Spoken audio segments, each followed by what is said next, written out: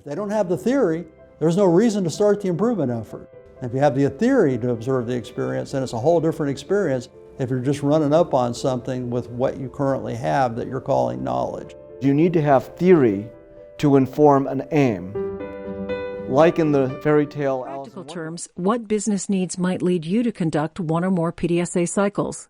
Click on each color strip, then click Experience is not the same thing as knowledge.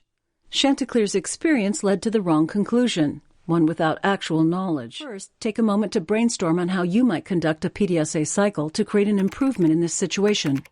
Fill out each of the three questions. This idea of stability is really important. If it's not stable, your action that you're going to take in your plan is very different than if it is stable. Actions you take for stable common cause Greater potential and capacity of the organization is really through the design of the system.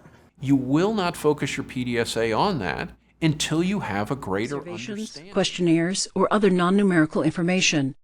In the do phase, you'll both compile the data and note any observations, good or bad. There may be unexpected observations unrelated.